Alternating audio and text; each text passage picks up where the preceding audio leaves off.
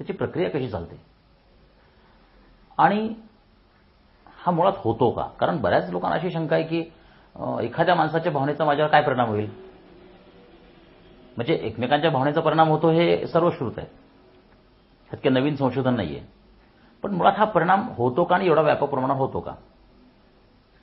तर मी तुम्हाला पहिल्याच टप्प्यातल्या उदाहरणाचा आपण पुढे भाग जाऊया. मी असं म्हणेन की कोणताही नेता हा लोकांना आपली मतं किंवा आपली इच्छा किंवा आपले संकल्प, आपले प्लान्स, आपलं स्वप्न पटवून दिल्याशिवाय मोठा होऊ शकत नाही. लोकांना पटल्यानंतर लोक त्याला मतदान करतात, तो नेता होतो, मंत्री होतो, सत्तेमध्ये जातो. ज्या वेळेला सत्ता येते तिथून एक वेगळ्या प्रकारचं चक्र सुरू होतं. ज्या लोकांना त्यांनी आपलं स्वप्न पटवून दिलेलं असतं किंवा आपले विचार पटवून दिले असतात त्या लोकांच्या अपेक्षा त्या नेत्याबद्दल वाढतात. आतापर्यंतच्या संशोधनात असं दिसून आलेलं आहे की साधारण कितीही उत्कृष्ट दर्जाचा नेता असेल तरी तो प्रत्येक अनुयायी, कार्यकर्ता, जनतेची सगळी इच्छा पूर्ण करू शकत नाही. त्याची तेवढी क्षमता नसते आणि नैसर्गिकदृष्ट्या सुद्धा अशक्य आहे. परंतु आणखीन एक हिच्यातला पेच असा आहे की लोकशाहीमध्ये तुम्ही लोकांना नाही म्हणू शकत नाही आणि मग अशा वेळेस लोकांना, विशेषतः नेत्यांना खोटी आश्वासनं द्यावी लागतात. ती खरी खोटी नसतात बऱ्याचदा, पण आश्वासनं द्यावी लागतात. कारण बऱ्याचदा आपला विचार, आपल्या देशातले लोक विचार भावनिक पद्धतीने करतात. काही वेळेस त्याच्या अपेक्षा चुकीच्या असतात, पण त्यांना सांगणं तसं आवडत नाही. तर ह्याचा एक परिणाम असा होतो की लोकांच्या इच्छा, आकांक्षा 70% जास्ती नकाराचं प्रमाण आहे आणि ह्याच्यातून एक फार मोठा असा अपेक्षाभंग त्या माणसाच्या मनात निर्माण होतो आणि अपेक्षाभंगाचं दुःख या लोकांच्या मनात जे निर्माण होतं त्याचा एक सुप्त, नकळत असा परिणाम त्या नेत्यावर व्हायला सुरुवात होते. म्हणजे जो नेता गावोगाव जाऊन लोकांना पटवून देतो, सांगतो की आपण कारखाना उभा करूयात, मग शेअर्स घेऊयात, मग आपण या पद्धतीने शाळा उभी करूया, संस्था उभी करूया, जेव्हा त्या लोकांच्या सत्तेमध्ये तो नेता गेल्यानंतर अपेक्षा वाढत जातात आणि त्या पूर्ण होत नाहीत, तर त्या अपेक्षाभंगाच्या लहरी हळूहळू त्या नेत्याच्या दिशेने संक्रमित व्हायला सुरुवात होते. आता ही प्रक्रिया बरीचशी नकळत, अनपेक्षित आणि सुप्त असते. पण तुम्हाला आश्चर्य वाटेल की निसर्गातल्या बहुतेक प्रक्रिया ह्या सुप्त आणि नकळतच असतात, थेट प्रक्रिया नसतात. म्हणजे उदाहरण द्यायचं झालं तर सूर्याचा आपला परिणाम होतो हे आपल्याला कळत नाही, पण तो होतो. आपण म्हणतो की सकाळी सूर्योदय झाला, खरं सूर्योदय होतच नसतो. पृथ्वीच्या फिरण्यामुळे तो सूर्य तिथेच आहे, पृथ्वी फिरतीये. पृथ्वीच्या फिरण्यामुळे स्वतःभोवती आणि सूर्याभोवती हे दिवस रात्री चक्र निर्माण होतं. त्याच्यावर आपण झोपतो, उठतो, त्याच्यावर आपल्या शरीरावर परिणाम होतो आणि मेलॅटोनिन नावाचं जे द्रव्य शरीरातलं रासायनिक, ते सकाळी जेव्हा आपण जागे होतो त्याचे केमिकल ऍक्शन्स होतात आणि आपण म्हणतो की मला पहाट झाली, सूर्योदय झाला, मग आपल्याला बरं वाटतं वगैरे वगैरे. तर सूर्याचा परिणाम होतो, पण सूर्योदय झाला का? नाही. म्हणजे कसं की सूर्याचा आणि पृथ्वीचा आणि माणसाच्या जगण्याचा कुठे संबंध आहे, ह्याच्यावर आपण नंतरच्या वेगळ्या भागात बोलणार आहोत. सूर्यशक्तीचा परिणाम माणसावर कसा होतो वगैरे, आणि सूर्यशक्ती वास्तूमध्ये गेल्यानंतर ती कशी परिणाम करते, इलेक्ट्रोमॅग्नेटिक वेव्हज सूर्याच्या कशा येतात पृथ्वीवर, ह्याच्यावर आपण बोलणार आहोत नंतर. पण मुद्दा असा की एका माणसाचा दुसऱ्यावर आणि दुसऱ्या तिसऱ्यावर आणि समूहाचा नेत्यावर, नेत्याचा समूहावर परिणाम होत असतो. आता ही प्रक्रिया घडते कशी, असं पहा की एक उदाहरण आपण घेऊयात की एक मंत्री आहे आणि त्या मंत्र्याच्या दिवाणखान्यामध्ये ते मंत्री महोदय बसलेले आहेत आणि त्यांच्याकडे दररोज 100 लोक भेटायला येतात. आत्तापर्यंतचा जो काही अभ्यास स्वामीजींनी जो केला आणि त्याच्यानंतर माझा जो गेल्या 17-18 वर्षातला अभ्यास आहे, तर माझ्या असं लक्षात आलं, जेव्हा मी त्या मंत्र्यांच्या भोवती बसतो आणि बघतो आणि लोकांशी त्यांचा संवाद होताना बघतो, तर मला असं वाटतं की तो नेता आणि त्या लोकांमध्ये एक सुप्त शक्तीची जी प्रक्रिया चालत असते, शक्ती संक्रमणाची किंवा शक्तीच्या परिणामांची, ती अशी असते की लोक येतात, नमस्कार करतात, ते नेत्याला आपल्या अपेक्षा सांगतात आणि जेव्हा माणूस आपली एखादी अपेक्षा दुसऱ्या व्यक्तीला, नेत्याला सांगतो, तेव्हा ती इंटेन्स स्वरूपाची असते, तीव्र स्वरूपाची असते. म्हणजे त्याला असं वाटतं की हा नेता आपली इच्छा पूर्ण करेल, आपल्याला जे सुख हवं आहे, आपल्याला जी प्रगती हवी आहे, आपल्या जे आयुष्यात स्वप्न पूर्ण करायचं, हा नेता पूर्ण करू शकेल.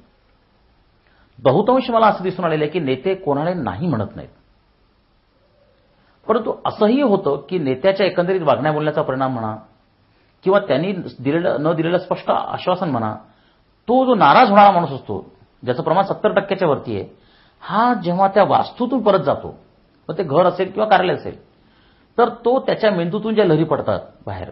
आता इथे एक लक्षात घेतलं पाहिजे की प्रत्येक माणसाच्या मेंदूतून लहरी बाहेर पडत असतात. बीटा, अल्फा, डेल्टा या लहरी कशा काम करतात आपण ते नंतरच्या भागात बघणार आहोत. पण या लहरी ज्या बाहेर पडतात, ह्या ईईजी मशीनवर आपल्याला बघता येतात. मेंदू लहरींचा आलेख पण काढता येतो. बरेच लोकांना असं वाटतं की ह्या लहरी खूप वीक असतात, त्यांचे सिग्नल्स वीक असतात. हे खरं आहे. परंतु एक लोक ते विचारतात की त्या लहरींच्या बरोबर जे विचार बाहेर पडतात, थॉट एनर्जी जी बाहेर पडते, विचारशक्ती जी बाहेर पडते, त्याचा जो हेतू बाहेर पडतो, ती स्पंदनं जी बाहेर पडतात, त्याचे जे धक्के असतात ते प्रचंड शक्तिमान असतात. म्हणजे एक वेळ ते मेंदू लहरीची इलेक्ट्रिकल इम्पल्सेस जे आहेत ते कदाचित वीक असू शकतील, पण ते कॅरी करणारे जे थॉट्स आहेत ते प्रचंड पॉवरफुल असतात. त्यामुळे जो माणूस नाराज होऊन परत जातो, त्याच्या मनामध्ये सुप्तपणे विचार येतात की ह्या माणसाचं वाटोळं होईल, हा माझ्याकडे आला होता तेव्हा मतं मागत होता, मताची भीक मागण्यासाठी आला होता आणि आता तो मला इच्छा पूर्ण करत नाही, त्याचं वाटोळं हो, ह्याच्या मुलाचं नुकसान हो, वगैरे वगैरे वगैरे नकळतपणे तो अनेक द्वेष, मत्सर, ह्याला पैसे पाहिजेत वगैरे वगैरे ज्या काही गोष्टी घडलेल्या असतील, पण त्या प्रकारच्या विचारांचे धक्के तो वातावरणात सोडतो. आणि ज्या लहरी मेंदूच्या बाहेर पडतात आणि विज्ञानाच्या नियमाप्रमाणे, आता कोणता विज्ञानाचा नियम, त्याच्या नियमांचा अर्थ हे परत मी वेगळं घेणार आहे, कारण थोडासा क्लिष्टता मी टाळतोय. परंतु विज्ञानाचा जो थर्मोडायनामिक्सचा नियम आहे, फर्स्ट लॉ ऑफ थर्मोडायनामिक्स, तो असं म्हणतो की in this universe nothing is destroyed, nothing is created, only the conversion of energy takes place from one form to another form. याचा अर्थ असा आहे की तुमच्या मेंदूतून जी ऊर्जा बाहेर पडली ती विज्ञानाच्या भाषेत नष्ट होणार नाही. तुम्हाला आश्चर्य वाटेल की माणसाचं शरीर हे इलेक्ट्रोमॅग्नेटिक वेव्हजनी बनलेलं आहे, सगळं प्रकाशाने बनलेलं आहे. आपल्या शरीरात सगळे इलेक्ट्रॉन्स आहेत, ॲटम्स आहेत, वातावरणामध्ये अणू आहेत, हे वास्तू सगळी अणूंनी बनलेली आहे, इलेक्ट्रॉन्सनी बनलेली आहे. संपूर्ण जग प्रकाशमय, इलेक्ट्रॉनमय आहे. म्हणजे आता जो क्वांटम मेकॅनिक्सच्या उदयानंतर 1930 साली ही जी ब्रँच आली विज्ञानामध्ये, आणि त्याच्यानंतर सगळे थॉट एक्सपेरिमेंट्स, ज्याला आपण वैचारिक प्रयोग म्हणतो, ते सुरू झालेले आहेत की दिसतच नाही मुळात तुम्हाला अणूच्या खाली इलेक्ट्रॉन्स. बघणार काय तुम्ही, फोटॉन्स दिसत नाहीत. एवढं कशाला की तुम्ही जर इलेक्ट्रॉनिकडे बघितलं तर इलेक्ट्रॉन आपली जागा बदलतो. म्हणजे बघण्याचा परिणाम वस्तूवर होतो की नाही. म्हणजे मग आपल्याकडे जे पूर्वी होतं दृष्ट लागायची, म्हणजे काय की ह्या माणसाची नजर लागली मला, म्हणजे काय तर या माणसाच्या नजरेचा माझ्या इलेक्ट्रॉनचा परिणाम झालेला आहे. आणि इट्स ट्रू, असं होतं. शास्त्रज्ञांनी याच्यावर प्रयोग केलेले आहेत. मी काही या डीव्हीडीमध्ये स्लाइड्स दाखवणार आहे त्याच्यावर की दृष्ट लागते. तर असे अनेक प्रकारचे विचारांचे धक्के त्या वातावरणात साठतात. आणि स्वामीजींच्या संशोधनाप्रमाणे असे विचारांचे धक्के साधारण हे त्या वास्तूच्या उजव्या कोपऱ्यात साठतात. आता उजव्या कोपऱ्यात साठतात याचं कारण असं आहे की हे जे विचार बाहेर पडतात मेंदूतून, साधारण मेंदूच्या उजव्या भागातून बाहेर पडतात.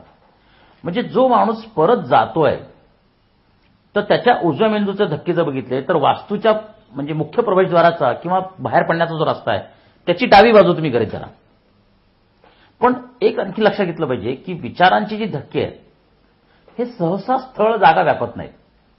त्यामुळे हे जरुरी नाही की त्या वास्तूच्या ते उजव्या कोपऱ्यात साठतील. ते एक प्रकारचे इलेक्ट्रोमॅग्नेटिक वेव्हज असल्यामुळे ते जागा व्यापतील किंवा त्या व्यक्तीवर परिणाम करतील किंवा त्या स्थळ बदलू शकतील किंवा त्याचा परिणाम कमी जास्त करू शकतील. डॉक्टर विल्यम टिलर या शास्त्रज्ञाने विचारांचा परिणाम वास्तूवर किंवा वस्तूवर किंवा इलेक्ट्रॉन्सवर अनेक होतो की नाही याचा अप्रतिम प्रयोग केलेले आहेत. डॉक्टर विल्यम टिलर हा शब्द तुम्ही जर इंटरनेटवर टाकलात तर तुम्हाला इतके अफलातून पुरावे ह्या विषयाचे मिळतील की तुम्ही थक्क व्हाल. खरं म्हणजे स्वामीजींनी जे संशोधन केलं आहे ते जगात कोणी केलेलं नाही. पण आपल्या देशाचं एक दुर्दैव असं आहे ना की परदेशातल्या माणसांनी संशोधन केलं की आपण त्याला पटकन मान्यता देतो. म्हणजे आपली एक विचित्रच काहीतरी एक बौद्धिक गुलामगिरी आहे, ती अजून गेलेली नाही आहे. मग तिथले पुरावे दिले की लोकांना वाटतं वा नाही काहीतरी ह्याला काहीतरी आधार आहे. म्हणजे मी जर प्रयोग केले नाही महाराष्ट्रीयन माणूस आहे, मराठी माणूस आहे, हा काय मोठा प्रयोग करणार असं. पण एक जर परदेशातून आला आणि त्याने काहीतरी बडबड केली तर त्याला आपण म्हणणार ठीक आहे, मला मान्य आहे की परदेशातल्या लोकांची बुद्धिमत्ता, प्रयत्न, शिस्त, संशोधन आणि त्याची त्यांना एक प्रतिष्ठा आहे. आपल्याकडे त्याची खूप वानवा आहे संशोधनाची, मला मान्य आहे. परंतु स्वामीजींनी जो 40 वर्षाचा डेटा अभ्यास गोळा केलेला आहे आणि त्यांनी जे सांगितलं की वर्षा बंगला मुख्यमंत्र्यांचा महाराष्ट्राच्या किंवा एक सफदरजंग इंदिरा गांधींची पूर्वीची वास्तू, 3 मूर्ती भवन किंवा आता सध्याचं 10 जनपद किंवा ब्रिटनची राजधानी जी होती कलकत्त्याला किंवा राष्ट्रपती भवन, पंतप्रधान कार्यालय. स्वामीजी स्वतः तिथे गेलेले आहेत.